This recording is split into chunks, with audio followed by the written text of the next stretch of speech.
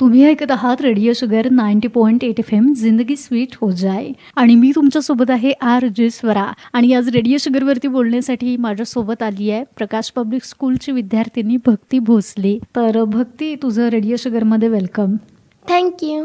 तर भक्ती भोसले आज माझ्या शोमध्ये आली आहे आणि त्याचं खास कारण म्हणजे बघा, ती इयत्ता 6वीमध्ये शिकते आहे. वयवर्ष तिचं 11 आहे, पण तिला पुस्तकांची प्रचंड आवड आहे आणि याच वाचनाच्या आवडीमधून तिनं एक सुंदर असं पुस्तकसुद्धा लिहिलं आहे. त्यामुळं आज आमच्या गप्पा खूप छान असणार आहेत. हो ना भक्ती? हो.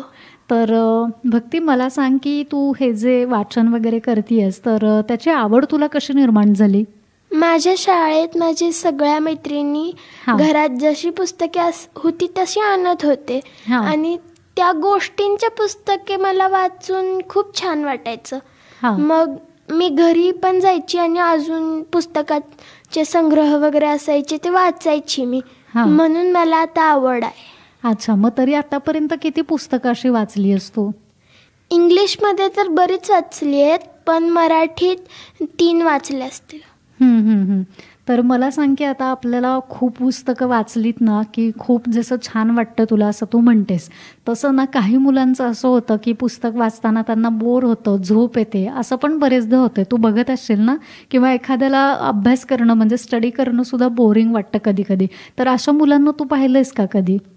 हो, आमच्या क्लासमध्ये पण होते असे बरीच जण. अच्छा, काय किस्सा एखादा सांगशील का मग तसा? हो, आमच्या क्लासमध्ये एक मुलगी होती, तिचं नाव होतं स्वरा दिलवाले.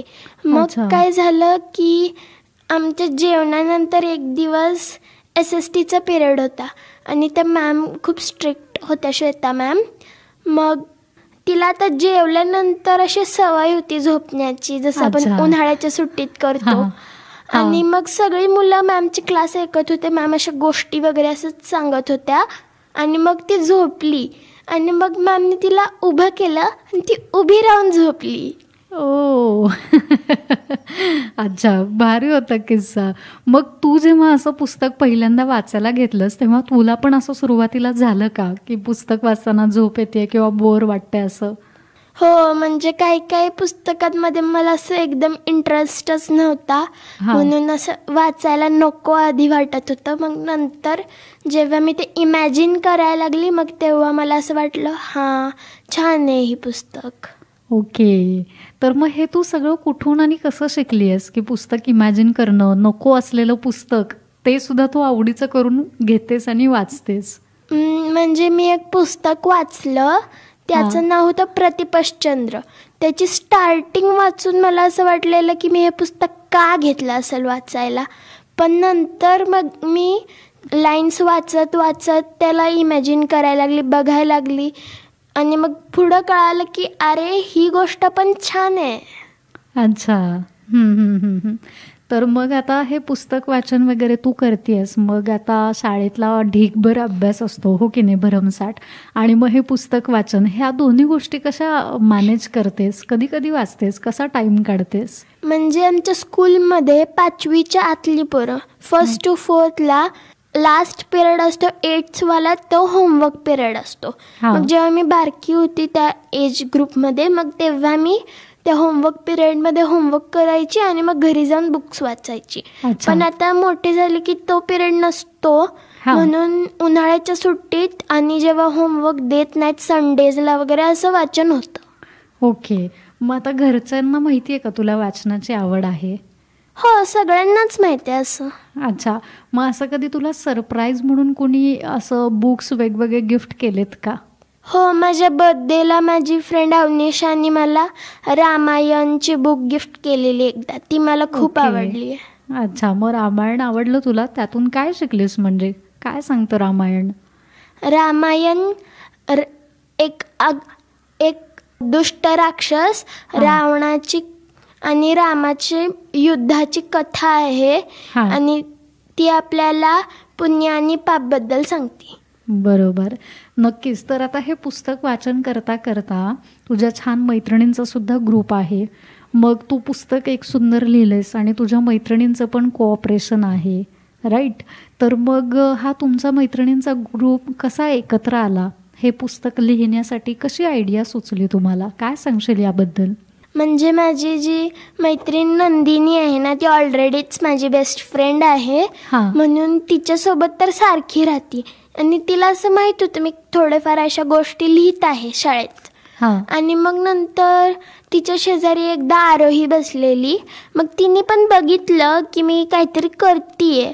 मग मी तिला सांगितलं, तर ती म्हणली तू इतकी छान गोष्टी लिहितीस तर पुस्तक काढूया आपण दोघी. मग आम्ही दोघी गोष्टी लिहायला सुरुवात केली. मग नंदिनी म्हणाली की मी बालपणापासून खूप गोष्टी लिहिलेल्या आहेत, मला पण घ्या, मी पण चांगले आयडियाज देऊ शकते तुम्हाला. अच्छा, मग आता या तिघींच्या तुमच्या आयडिया होत्या आणि मग तुम्ही गोष्टी लिहायला लागलात. मग त्यातली एखादी सुंदर गोष्ट तू आमच्या लिसनर्सना ऐकवशील? हा ठीक आहे. आमच्या या पुस्तकातली जी शेवटची गोष्ट आहे ना, 15वी, ती आमच्या क्लासमधल्या SST टीचर आणि प्रायमरी सेक्शनच्या इंचार्ज डॉक्टर श्वेता कुलकर्णी यांच्याबद्दल आहे. मग एक मुलगी असती, तिचं नाव असते रीना, आणि मग तिला अभ्यासात अशी फार गोडी नसते. ती खूप मेहनती असती, पण अभ्यासात अजिबात मन लागत नसतं, जसं तुम्ही त्या काही मुलांबद्दल म्हणला. आणि मग तिची मम्मी होती, ती सगळ्या टीचर्सकडे जाऊन म्हणायची की हिला जरा अभ्यासात मन लावून द्या, पण कुठले पण त्यांचे साधारण जे ते वापरायचे मेथड्स ते काम करत नव्हते हिच्यावर. मग एक दिवस एक नवीन टीचर आली, तिचं नाव होतं श्वेता. आणि मग तिने प्रिन्सिपलला सांगितलं की मी हिच्यात बदल करूच शकते. आणि मग ती इतका छान तिला एक्सप्लेन करू लागली आणि अशा मधून मधून त्या टॉपिकशी रिलेटेड अशा गोष्टी वगैरे सांगू लागली की तिला खूप मज्जा यायला लागली. आणि ते पण SSTमध्ये, जो सब्जेक्ट तिला आधी अजिबात आवडायचा नाही, कारण की त्याच्यातले हिस्ट्रीमध्ये असे डेट्स होते जे पाठ करायला खूप अवघड असायचे तिच्यासाठी. पण श्वेतानी इतके चांगले एक्झाम्पल्स दिले तिला की आता तिला त्या गोष्टींमध्ये असं मन लागलेलं. ती घरी गेली आणि तिच्या मम्मीला सांगितलं की श्वेता मॅमनी आज किती छान शिकवलंय मला. आणि मग मम्मीने लगेच फोन केला त्या टीचरला आणि सांगितलं की तुमचा प्रयत्न काम करायला लागलाय. मग पुढच्या दिवशी रीनाने तिचा युनिफॉर्म घातला आणि चाललेली स्कूलला. तर मागे तिची मम्मी होती, ती म्हणाली, रीना कुठं चालल्यास तू, आज संडे आहे. आणि मग ती म्हणली की मला मॅमची आठवण यायला लागला, मला जायचंय. मग मॅम म्हणाले असू दे, उद्या तर जाणारच आहेस, आज अभ्यास कर आणि खेळ. मग असं श्वेताच्या प्रयत्नांमुळं रीनाला खूप मज्जा यायला लागली आणि मग ती इंटरस्कूल कॉम्पिटिशन्समध्ये भाग घ्यायला लागली. आणि मग तिने खूप चांगले ग्रेड्स घेतले आणि खूप मेडल्स पण जिंकले. वाव, खूप सुंदर. म्हणजे हा जो बदल होता तो किती महत्त्वाचा होता ना. म्हणजे ज्या मुलगीला इंटरेस्ट नव्हता त्या गोष्टींमध्ये, ती आता इंटरेस्ट घेऊन तो सब्जेक्ट शिकायला लागली आणि छान मेडल घेतले. तर ही रिअलवाली गोष्ट आहे का, म्हणजे त्या इमॅजिनरी केली आहे? म्हणजे तुमच्या स्कूलमध्ये हे खरंच असं घडलं होतं का की तू इमॅजिन करून स्टोरी लिहिली आहेस? म्हणजे ते आरोहीने लिहिलंय माझ्या फ्रेंडनी, पण मॅमचा जो अंदाज आहे तो तसाच आहे. पण ही रीना नावाची मुलगी नव्हती आमच्या शाळेत, हे इमॅजिनरी आहे. ओके ओके, खूप सुंदर. तर मला सांग, हे तुम्ही आता ॲक्च्युली 11 वर्ष म्हणजे खूपच तसं अगदीच लहान आहेत तुम्ही, तर अशा ह्या स्टोरी तुम्ही कशा काय लिहिता? कुठून सुचतं हे तुम्हाला तिघींना? म्हणजे मी एकदा अशीच हॅरी पॉटर बघत होती, मग नंतर मला कळालं की जे हॅरी पॉटरचे ऑथर आहेत JK रावलिंग. मग मला असं खूप आनंद झाला की मी पण हिच्यासारखं काहीतरी लिहिणार आहे. आणि मग मी हळूहळू, म्हणजे माझा काय असा इरादा नव्हता की पुस्तक लिहायचं आहे वगैरे असं, पण मी अशाच कागदांवरती गोष्टी लिहित होती. कुठलीही गोष्ट जी मनात यायची ती मी लिहून काढायची आणि असं संग्रह बनवायची. आणि मग ना त्या बाकीच्या मुली होत्या, त्यांनी पण असंच सुरू केलं. मग एकदा आरोहीने आयडिया दिला, आपण बुक पण लिहू शकतो. आणि मग तसंच आम्ही जे मनातील तसल्या गोष्टी बनवत गेलो आणि ही बुक बनवली. अच्छा, खूप मस्त. तर आता बुक बनवायचं म्हणजे खूप मोठी गोष्ट आहे, बरोबर आहे. ते मोठमोठे लेखक जे आहेत, रायटर्स, तर त्यांनासुद्धा ही गोष्ट कधी-कधी डिफिकल्ट जाते, बरोबर. तर मग मला सांग, की हे बुक लिहिण्याची आयडिया, तुमच्याकडं स्टोरी पण होत्या, हे सगळं तुमचं कलेक्शन ऑलरेडी झालेलं, राईट? तर मग आता बुक्स तुम्हाला कुठेतरी आता नाही का प्लॅटफॉर्म एक त्याला मिळायला पाहिजे, तर ती प्रोसिजर कशी पूर्ण केली तुम्ही?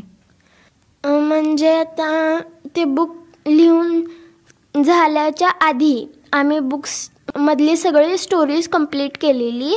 आणि मग माझी जी मावशी आहे तिने पण एक कवितांचा संग्रह क्रिएट केलाय आणि ते पब्लिश झालंय. मग ती जेव्हा आली तेव्हा ती ते बुक घेऊन आली आमच्याकडे आणि मग मी तिला असंच विचारलं त्या बुकबद्दल आणि मग तिने थोडंसं पब्लिकेशनबद्दल गाईड केलं आम्हाला. आणि मग त्याच्यानंतर तिने ज्या पब्लिशिंग हाऊसमधून पब्लिश केलंय मम्मीने त्याला कॉन्टॅक्ट केला आणि मग त्याच्यानंतर आम्ही ती बुक तिथे दिली. ओके, मग त्यांनी घेतलं का पुस्तक तुमचं? म्हणजे आवडलं का त्यांना स्टोरीज वगैरे? त्यांना ती पुस्तक खूप आवडलेली.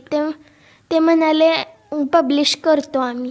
अच्छा, मग ते बुक्स मला मिळेल का वाचायला? हां, भेटू शकतं तुम्हाला. ती बुक तसं पण ॲमेझॉन आणि किंडल्सवरती पण अवेलेबल आहे. ओके ओके, तर नक्कीच छान आहे. आणि मला सांग, की तुझे आवडते रायटर्स कोण आहेत? माझी फेवरेट रायटर तुम्हाला आधी सांगितलं ती सुधा मूर्ती आहे. पण त्यांना सोडून मला J.K. रावलिंग आणि रस्किन बॉन्ड पण खूप आवडतात. अच्छा, त्यांचं तरी कुठली स्टोरी किंवा काय आवडले तुला रस्किन? आणि रस्किन बॉन्डचं द ब्लू अम्ब्रेला मला खूप आवडतं आणि ते तसं खूप फेमस पण आहे. अच्छा, मग आता हे पुस्तक तर तुमचं आता पब्लिश झालेलं आहे, छान. मग फ्युचरमध्ये काय प्लॅन आहेत अजून बुक्सला घेऊन तुझ्या डोक्यात? आत्ता तर अजून जास्त या बुकबद्दल काय झालेलं नाही आहे. पण माझ्या फ्रेंड्स डिसाईड करून बसलेत की हे जर बुक सक्सीड झालं आमचं तर आम्ही वेगळे वेगळे स्टोरी बुक्स, परत जोक्सचे बुक्स, पझल बुक्स अशा पण बुक्स बनवू शकतो. मग आता तू तर 6वीला आहेस आणि तुझा स्टडी पण करतेस, साईड बाय साईड तू असं बुक्स लिहिण्याचं छोटं मोठं काम करतेस, तुला मज्जा येते एकंदर, बरोबर आहे. मग तुझ्यासारखे एकंदर सगळे जे स्टुडंट आहेत तुझ्या एज ग्रुपमधले, तर त्यांना तू काय मेसेज देशील? त्यांना म्हणेन की तुम्हाला जे करायचंय ते तुम्ही जरासं वेळ काढून करा, म्हणजे अभ्यास करा आणि मग ते करा. आणि मग त्या ॲक्टिव्हिटीजला असंच ठेवू नका, ते बनवा, पूर्ण कंप्लीट करा ते. अच्छा. आणि ते म्हणजे असं जगाच्या समोर दाखवा त्याला असं. ओके, किती भारी आहे थॉट तुझा, मला आवडला. ॲक्च्युली हे असं सगळ्यांनाच जमत नाही, बरोबर आहे, पॉसिबल होत नाही. मग तुला या सगळ्यांसाठी कसं सपोर्ट करतात तुझे फॅमिली मेंबर्स किंवा तुझे फ्रेंड्स एकमेकांना? म्हणजे सुरुवातीला मी इंडिव्हिज्युअलच बनवणार होती. मग मम्मी म्हणली ठीक आहे बघूया, कारण की ऑलरेडी मावशीने एकदा बनवलंय. मग मी पण म्हणली, मग मी म्हणली ठीक आहे ट्राय तरी करूया असंच. अच्छा.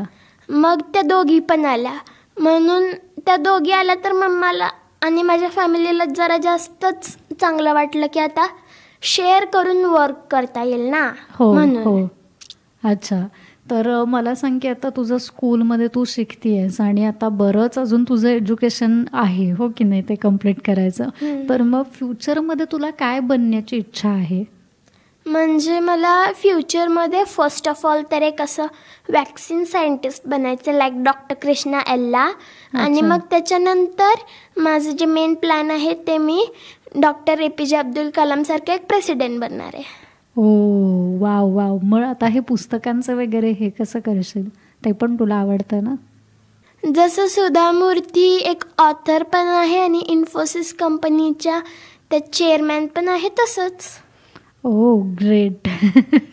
म्हणजे आता माझ्याकडेच शब्द नाही आहेत तुझं आन्सर ऐकून. खूप भारी वाटलं मला तुझ्याशी ॲक्च्युली बोलून. आणि आता तू छान क्रिएटिव्ह काहीतरी बुक्स वगैरे लिहिण्याचं आत्ता काम करतेस, तुझा स्टडी पण करतेस आणि फ्युचरमध्ये तुझे भरपूर प्लॅन दिसत आहेत मला. तर तुला जे काही बनायचं आहे APJ अब्दुल कलाम यांच्यासारखं किंवा सुधा मूर्ती तुझ्या आयडॉल पर्सन आहेत, तर तशा पद्धतीनं तू सुद्धा नक्की मेहनत कर. आणि तुझ्याशी बोलून मला खूप छान वाटलं आहे आणि तुला खूप साऱ्या शुभेच्छा आणि प्रेम. हां, थँक्यू. येस.